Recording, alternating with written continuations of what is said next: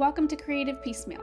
I'm Tammy Takaishi, a board-certified music therapist. Join me each week as a new guest from across the fine and creative arts spheres shares struggles, triumphs, laughs, words of wisdom, and more in authentic, thought-provoking, and inspiring interviews. Hello and welcome to Creative Piecemeal. Today I am with Adriana Marchione. She is a art therapist as well as a award-winning filmmaker, dancer, photography, and is internationally recognized in her work as a movement-based expressive arts therapist and educator.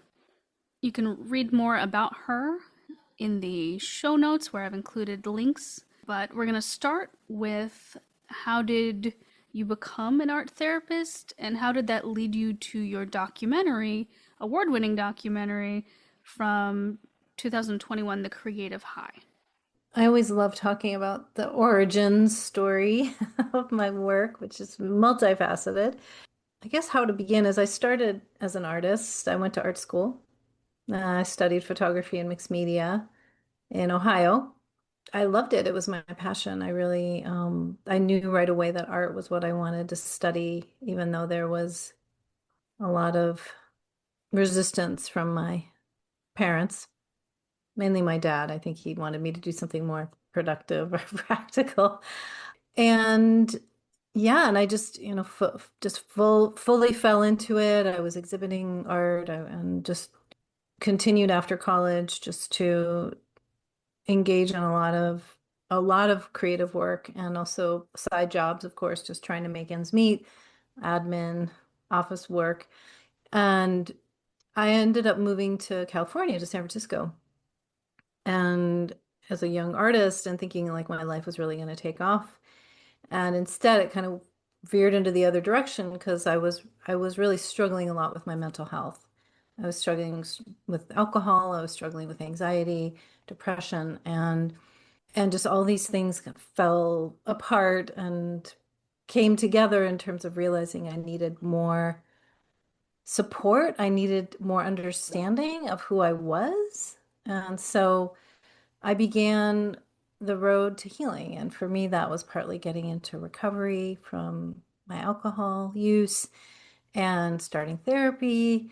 And then I became curious about how art could be a healing force, how art could be something that could help me to like reframe who I am, to understand more of who I am. So it just shifted into this other orientation, and my photography, my exhibiting, kind of that outward facing creative person I was, just fell away, and this more inward facing person started to develop. And so with that, I looked into training programs. I was like, well, maybe I want to go back to school and learn about this. And I found this very eccentric and unique program in it's called expressive arts therapy, and it was movement based. It was dance based and movement based up in Marin County outside of San Francisco, in this like gorgeous setting and like in the redwoods. And I just started to learn about how art could be really used, like I said before, like get to know myself. And I started learning that I wasn't just this brain and just a mind always ticking away, but I also had this body, and I could create about my feelings. I could create about my stories, and I could put all of that into different forms: visual art, poetry, dance, and performance. And so that was the beginning for me. Nice. How did that, if you don't mind speaking to it a little more, how did that directly affect your healing journey to become where you are now?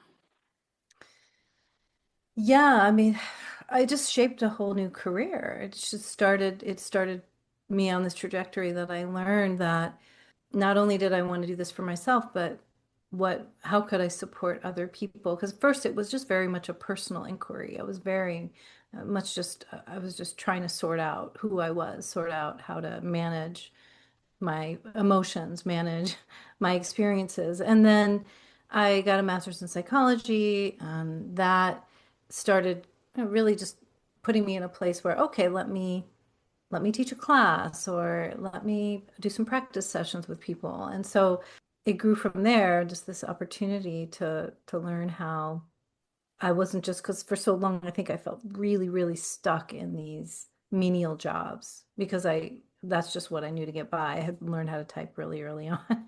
And and so I could type really fast and I could do transcription and I was really organized and I hated it. I just felt so trapped.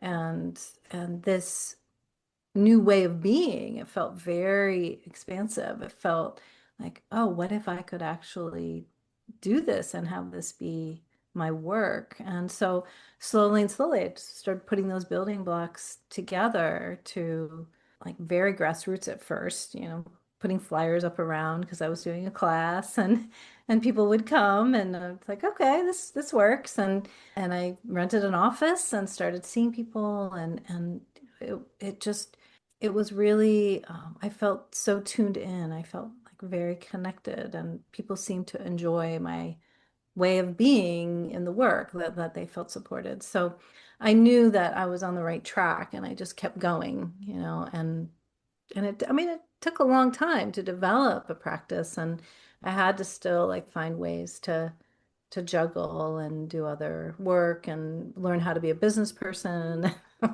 So, um, yeah, and so many, I mean, I've been doing my work, it's been over 25 years now. So there's been a lot of different phases, a lot of different phases. That's excellent. And congratulations on finding your passion, doing it for so long, still doing it.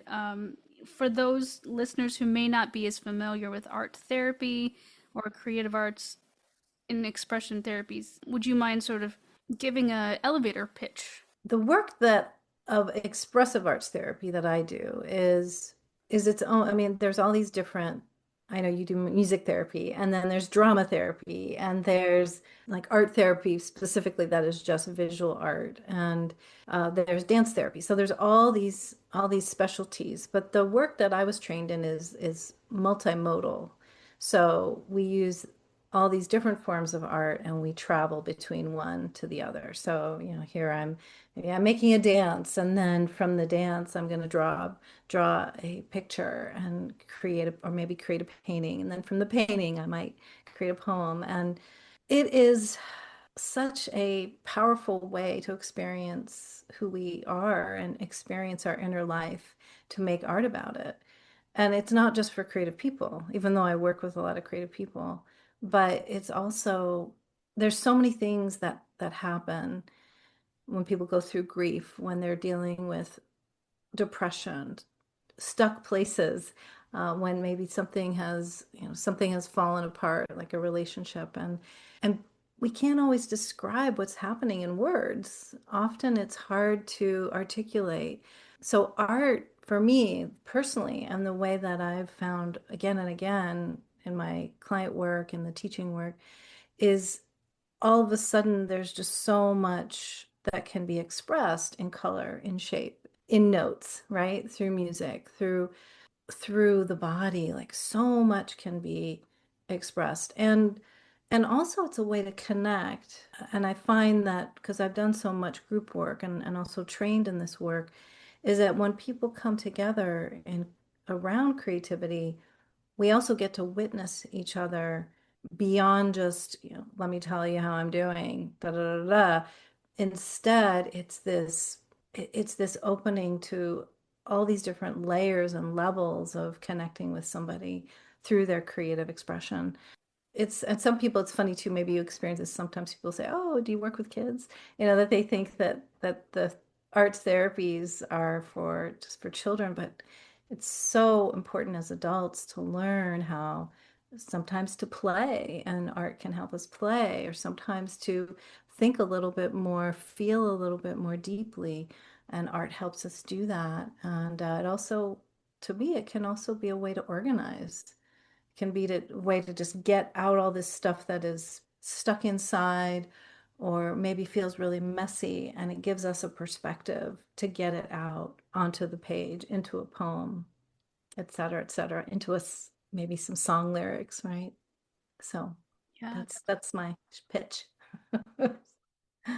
What's one of your favorite parts about your profession?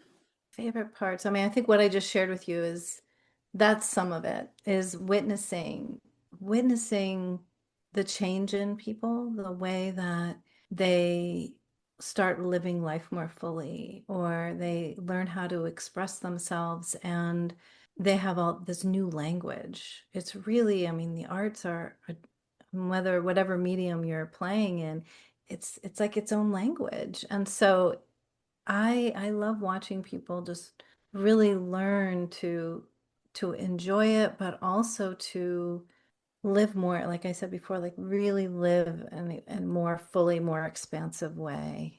Give you an example, like there was an artist I worked with for many years. He was an amazing mural artist and live artist. Like he would paint in front of crowds. Like he would paint these incredible pieces. And but he was just so stuck with his depression and some drug use that just kept kind of pulling him down and destroying his confidence. And we worked and we worked for many years, but then we stayed connected as his career started growing. And for me, like the joy in watching him start to embrace a new way of confidence, like to be able to really own his work and find success in his work. So I think that's what I love the most is when I see people really become who they're meant to be and find true success in their life and their work, getting rid of the obstacles that can get us, just bog us down. True, true. Speaking of obstacles, were there any that you feel comfortable talking about to the audience? There's so many obstacles that I mean, I feel like on some level, it's like every year I hit an obstacle. I'm like, another one, another growth opportunity. Oh my God. It's like, haven't I grown Um, enough? I know. Haven't I gone through enough? I suffered enough. Yeah, I mean, I really have a wonderful life. I mean, I'm part of it is because I also really young came into recovery. I found all these ways I started doing therapy young. I mean, I think I've had such an advantage, and I know a lot of people who didn't have that advantage that I have, but I've lived a blessed life in many ways. But I mean, part of the obstacles for me was just a lot of it was my own brain, getting in my way of getting caught in fear or even still struggling even though I was in recovery, still having to face some anxiety, some depression, and work on ways I could keep myself small. So that, I really had to keep doing my work. I really had to keep showing up for my own therapy over and over again, or, finding different ways to get underneath so I could be more useful to others and not get in my own way. And then a big thing that happened for me was I experienced some very intense loss. And both my, I was married and my husband was diagnosed with lung cancer and he passed away after 2 years of seeking treatment. And then my father passed away really suddenly a year later from a heart condition. And then I had a dear friend die. It was like one thing after another. There was so much loss. And I had to start all over in many ways. Like there was all these ways I just had to begin again. And that was so devastating, but it also reprioritized everything for me. And it put me in a place where I realized that life was precious. I needed to really focus on what had the most meaning for me. And that was actually the pivot because you asked me earlier about filmmaking. Um, I was doing so much supporting others, midwifing others' creativity, teaching. I was just doing so much, organizing conferences, and there's just so and I was had sacrificed my own art, Mm. really my own art life. And I decided and how I started, because as you know, like we teach what we need to learn and the work is embedded, like the work that I do is also embedded in my own personal life. So I decided to make a performance piece around grief and as a way to just do something really creative, but also something therapeutic for my process at the time. And I hired wonderful folks to help me, a choreographer, a dancer, and brought in a great was this really great theater space that I used, and I created a performance and then decided, let's make a film at the same time. So, so I hired some folks to help me make a short, really low budget film about doing the performance, about grief and the arts. And to me, this obstacle that I was going through, this real devastating experience, helped me once again to channel it into a creative process. What did it feel like to have the documentary and your films? You have one from 2014, one from 2021. How did it feel to go through the process to complete it and then for them to win awards? I actually have a new film too. I need to put it on my website. I have a short film also that came out recently. So it's been great to just keep the process moving. How did it feel? Yeah, it just felt fantastic. It felt really exhilarating. It felt so affirming of myself as an artist. And that therapist side is like these different selves. Like I feel that I have like, here's my therapist hat, here's my artist hat. Sometimes I also, here's my teacher hat, here's my coach hat. And the artist hat had really felt like it didn't feel comfortable anymore. I didn't feel like I had ownership of it in the ways that I used to have. So being able to be recognized as a creative person again, it was exciting. It brought me into all these new realms, like going to film festivals, connecting with creative folks. Yeah, fantastic, great, exhilarating, all of it. So, a slight departure. Like for me, I love using crayons as a medium. That's one of my personal favorites. I'm wondering what's one of your favorite mediums? Mm. I love collage. I just love collage. And I always have. That's back to kind of my mixed media background when I did photography and mixed media. And I actually just came from I went to this arts retreat in southern France. It was such a luxury. Like I haven't done anything like this for myself in so long. And it was an artist I knew, and I love her work, and she does all this wild like assemblage and altered books. So it was actually an altered books retreat. So we learned all these techniques about how to create these out of the box sculptural collage, and you can use tearing apart books. And anyhow, it was very yeah, it was really fun. And so for me, when I want to just escape into my own creative bubble, or I go to collage. I like that too. I like doing vision boards and ripping things out from magazines and putting stickers and stuff like that. Yeah, and the found objects. I mean, to the found images or found objects, because I've never been a great. That's also why I did photography.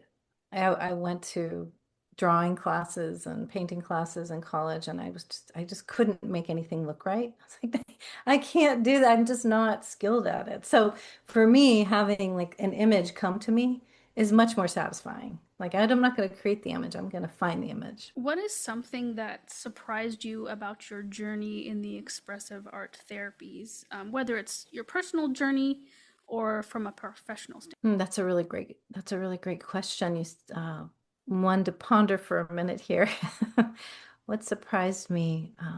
And one of the things that surprised me was that it kept, for a long time, it kept evolving, and I kept finding new people and new ways of doing it. Like I started going to these symposiums, and the first one was in New York, and met people from Europe and because I was in the West Coast, and met people from the East Coast doing the work, and they were all in the expressive arts therapy form. And some people came as musicians, there were dancers, there was visual artists, it was just all different creative people. And I was so excited that the field it wasn't just a clinical approach. Really, I learned it from a very creative approach that the art comes first. And so meeting all these very talented creatives along the way was just this great byproduct for me. It just inspired me, and it just kept me going on so many levels. And I decided to not pursue, like, I'm not a licensed psychotherapist or a licensed psychologist. I decided I'm a registered expressive arts therapist. I'm a somatic movement therapist. And I partly intentionally did that because I didn't want to get too bogged down in the therapy per se. I wanted to make sure the art also was equally important. And I think over time in my field, I've felt what surprised me or been a little disappointing is I have felt that switch that it is sometimes there isn't as much creative inspiration and that the clinical aspect or the psychological aspect has overshadowed a bit. So that to me is always really important is to be connecting with people creatively that inspire me, that can infuse that into my work. But also, like, it's also really important to me. Like, I want to make sure there's the ground of psychology, there's that things are safe for people. So, yeah, so I think there's been surprises. And also, I've seen the field change a bit too. So, just been Mm, navigating that. yeah. Glad you brought up about deciding to do for you, like not become a licensed psychologist, but instead to sort of embrace the art aspect because, that's what felt right for you. And, focusing on the art because in the other creative arts therapies as well, there's definitely, people who focus more on whatever that medium is, art, music, dance. And not that we don't focus it anyway, but it's almost like an extra emphasis depending on your style as a therapist. Absolutely. Yeah. Yeah, and I want to be modeling for people. That's why I continue to do things that I'm engaging in a creative process because I want to model that for people that especially when I work and I often again work with creative people. That's a lot of times who's drawn to work with me. And that yeah, I've been through that obstacle too. I've dealt with that and I've tried to produce X, Y, and Z and here are all the emotions and here are all the things that showed up for me or yeah, so that to me is I want people to trust that I know the world of the arts, just like I also know the world of healing and therapeutic connection. Yeah. It's such a wonderful merging, I think, what we do for our field. It is. It is. It's really unique. And I really feel that it's getting, even though there's, like I said, there's been some just navigating some of the changes in the work over time, but also I feel like there's a lot more of it. I feel like there is more people knowing that this work exists, that the arts are really this incredible resource. Mhm. Maybe it's just me, but I feel like some of the younger generations are more open to tending to their mental health. They're not ashamed to see a therapist, whichever type of therapist that works for them, and it's almost like a badge of honor, like I'm gonna go to therapy, and that's refreshing, at least from my perspective. It's refreshing. It's so refreshing. And I just, yeah, I think there's so much strength in when you have that knowing, you know that I can get support and I can prioritize my own mental and emotional health. That so life is so much more available to us. There's so much more possibilities because that isn't, we're not, it's like everything's flowing rather than stagnant. So I agree with you. I just think I think it's really interesting how that's happening and that there's just more and more of a push towards that support. Something I'd really love to know is who are some of your favorite artists, and have you had a chance to visit any museums where their work is? One of the artists that just comes to mind, oh my gosh, it's so funny because I can picture her art, Judy Chicago. Do you know who Judy Chicago is? I don't think so. I went to see her exhibit actually in Brooklyn at the Brooklyn Museum. And she's actually a feminist artist. And there was, when I was in art school, I learned so much about women artists. I took this great class about women artists and I was on fire. Like it was just this whole new opening because I knew so many male artists. I knew so many of the more traditional or contemporary artists were men, photography, visual art, even, at the time, like music, a lot of the most popular performing artists were male. So for me, I got so inspired by learning about all these women artists. And so Judy Chicago, and she did this piece called The Dinner Party, and it's really was a very groundbreaking piece, and I'd never seen it in person. And I think she did it back in the 70s or something. And it's actually, she creates these sculptural pieces, and they're all vaginas, and that they are it, and she has different women, like famous women. I can't remember all like all these. I think maybe one of them's like Amelia Earhart, and but there's all these different women that she depicts through these beautiful sculptural pieces that are shaped like vaginas, and they're on this table, like this huge round table. And anyhow, I have to say, I always thought it was just this crazy idea. And then when I saw it at that exhibit, it was gorgeous. Like it was so beautiful. It was a statement, but it also, like every piece was stunning. The other artist that really inspired me was Cindy Sherman, who's a photographer that did all these self-portraits. And she was very popular back in like the 80s and 90s. And I think she still does stuff on Instagram, but she just did all these really weird self-portraits where she would kind of shape shift, and it was very much about getting away from like the typical beauty, like woman is beauty. And she would, a lot of them were kind of gross and a lot of them were really funny. And anyhow, I love the self-portrait, and I've always been interested in that form of art. So to me, that's also very therapeutic. Like we take self-portraits again to learn more about who we are. And so those are just a couple of things. I mean, there's also, I mean, when I was a teenager, I loved going to shows, and I just did all like whenever I could, I'd go to see a show. And so I grew up with the 80s music and saw tons and tons of the, you name it, like Madonna, Duran Duran, Frankie Goes to Hollywood. Anyhow, yeah. So still like whenever I can, I love going to see music. Nice. Yeah, and I looked up those pieces and the artists you mentioned, and oh my gosh, definitely like beautiful works. Beautiful works. I'd never heard of those artists before, but that's really cool, and I appreciate you showcasing them. Yeah. Yeah, I mean, I could go on and on and on. I mean, I've been inspired in so many ways. I mean, I love dance, and just being able, when I would lived in San Francisco for many decades, and I would just whenever I could, I would go see dance. And to me, it's transcendent.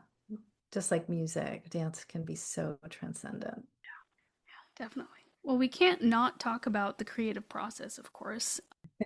I'd love to know what's one of your favorite parts, what's one of your least favorite parts, and how your process has evolved as you've evolved. Well, recently I've been, after I went to this retreat and came back and brought back some materials, and I made a few pieces when I was there. And then I brought back some materials, and I created this. I have a space downstairs that just never gets used, so I said I got this folding table and just put all this stuff out there. And it's all like collaging materials. And so whenever I have a moment, I've been going down there, and I just get lost for like a half hour and just kind of move things around. And I actually have to say I've been dreaming about this for years. Like I I have a home now, and for years I lived in like a one-bedroom apartment with my partner. And so that to me is my favorite thing, is like getting into that flow, and all of a sudden it's like it's almost like I can integrate my day and sort of think about things tangentially, but I'm also just incredibly present. And so to me, that's the best part, is just moving materials around, or like in the editing room. When I didn't edit myself, but I would be with the editor and just be like, what if this goes with this? And what if that goes with that? And when everything starts clicking, that too is my favorite part, is when all of a sudden like, oh yeah, look at this. Like these shapes could fit perfectly over here. And then all the composition starts coming together.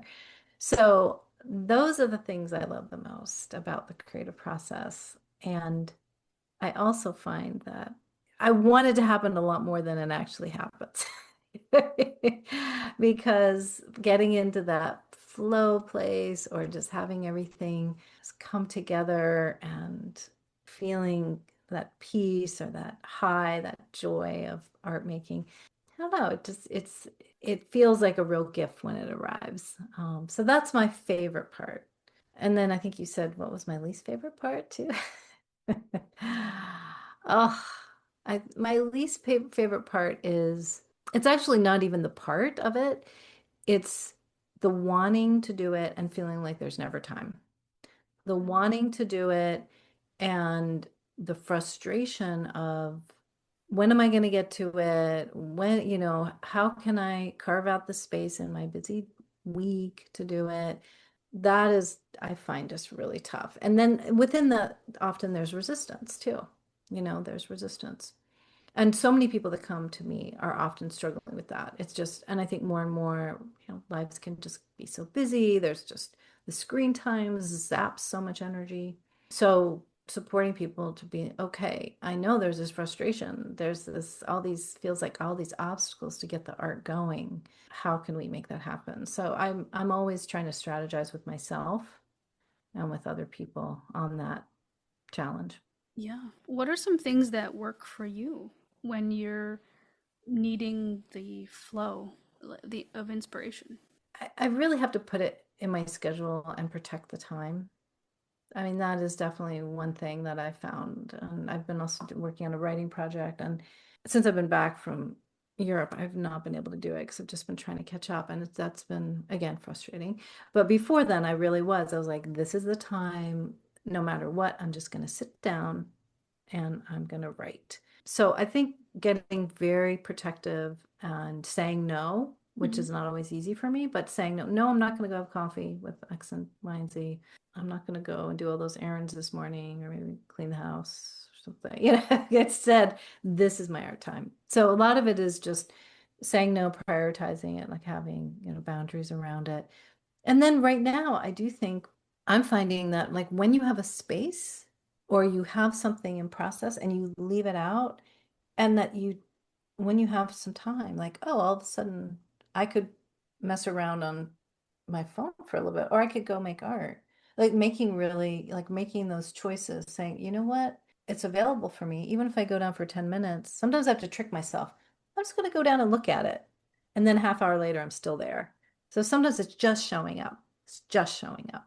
I completely get that. Sometimes I wait for inspiration, but then I realize like that's not always going to work, like and I don't like getting creatively grumpy, which I have not been in a very long time, which is good. I find other ways to be creative if I'm not always able to logistically be creative in a certain medium that I want to be in. Yeah. Well, yeah, I like that creatively grumpy. Yeah. Well, one more thing I just wanted to mention too is which is community actually. I've done a lot of courses and I also have something called Lab Time where people come, it's actually online. People come together and we make art together. And it's just a dedicated time. And so I found that having support in that way or having like a accountability buddy, like let's meet and talk about what we did or share what we did. That's another trick. I'm sure putting up the boundaries and carving out the time has been part of your process and evolution of your creative process. But what are some other things that you've changed since the beginning of your journey? Some of it is also to have boundaries in a different way, like not just boundaries to protect my time, but also boundaries to not let it take over everything. Because when I was first creating, part of my challenge was I would it was consuming. So I'd be starting on something and it would take over. And some of that also was, I was definitely more in an addictive cycle and the way that I was responding to life. And so I would stay up really late creating. I wouldn't sleep well. I didn't have a healthy relationship with my art making. And I think that was even a part of the challenge I was having with my mental health was my art was not necessarily healthy Mm-hmm. either. Just Mm-hmm. like the way of my living wasn't healthy. So I've had to work hard and really learned over time that how to have a healthy relationship, how to have a balanced relationship with my creativity. So that, yeah, maybe 30 minutes, like I can go create for 30 minutes, but I don't have to be there until midnight and not get to sleep and then not be able to really function the next day. So I think that's also something that has been really important to me. And I've continued to do it, to just give myself those like cues like, yep, that's good. a little bit sometimes goes a long way. You still get there. Like I've still made films. I've still produced work. I've still, written poetry and published things. So I've still been able to do that despite going a little slower. What is a stereotype about your field that you hope to break with your work? Well, it's back to the thing about the therapist hat or the artist hat Hmm. that sometimes feeling like those are separate, but they're really not. Like they kind of come together. To me, the stereotype sometimes of the arts therapies or my field is that it's really woo-woo.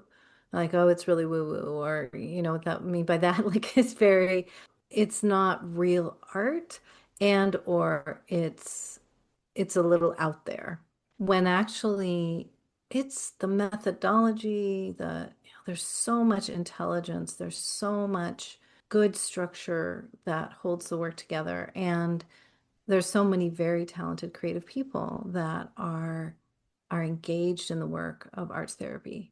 And so to me, I think that people not taking it seriously or lumping it into something like, and not to say there's anything wrong with this, but like something like sound bath, or, I'm going to just go do, it's like a restorative yoga class. Like, no, there's a lot of depth. This is a very comprehensive field and comprehensive work that can support people's healing. It's definitely so much more depth and breadth than people realize, unless they are either experience it themselves or they happen to be in the field or they know someone who's in it. So I definitely think there's times where there's stereotypes pervasive throughout our fields, and I'm glad to know that we're all doing our very best to advocate. Yeah, and that also to be to be the service it can be. I think the more people really understand its potency, its validity, that it can really affect people's lives and be more accessible. Adriana, I'm so excited that you were on. I definitely want to have you back again to dive even deeper. Maybe we can even do a panel show with, I know, some other music therapists, a drama therapist. I think that'd be really fun. But one final question, the sort of fun one, which is, what is a sound that is one of your favorite sounds in the world? Oh, definitely bird song. I am so I'm so in love with birds. And since I'm in Virginia now, and we have a bird feeder, and I get to see all these amazing birds that come. And when I can hear them in the morning, it just makes me feel at peace. Birds are wonderful. Birds are birds are so, I mean, they're just, I don't even, I know some people who don't like birds, or just find them scary, and I'm like, how could you? They're just the most magical little beings. I think most people like birds, but I know a couple people who don't. But mostly, to me, yeah, they really, they just feed my soul in all the best ways. Excellent. Adriana, again, thank you so much for being on the show. Anything else you'd like to let the listeners know before we wrap up? I love being connected with people. I love hearing from people. That so if anything that I shared today resonates, or if there's questions, I'm always available. I'm on social media. You can reach me through my website. Yeah, and always just I like you do, Tammy, and I'm so grateful for what you do through your podcast. Is just wanting people to know that art is available for anybody. And if you're an artist and you feel alone or isolated or you're struggling, there are so many ways that you can receive support and feel connected. Excellent. Thank you so much. Listeners, please check the show notes to learn more about Adriana and her website, art-cures.com. It will be there. And as always, thanks for listening. Thanks for listening to Creative Piecemeal. We hope today's episode left you feeling inspired. This podcast is independently created and produced by the host, Tammy Takaishi. More details about today's guest can be found in the show notes, along with links to the podcast's socials, merch store, and ways to support arts organizations AHA Broadway and New Normal Rep, both near and dear to Tammy's heart. Don't forget to visit creativepiecemeal.com, the official podcast website, where you can leave fan mail, write a review, explore Tammy's blog, and discover the growing collection of episodes. Special thanks to our audio engineer, Alex Rapetti. Additional narration by Dante Jace. Let's keep celebrating creativity in all its forms.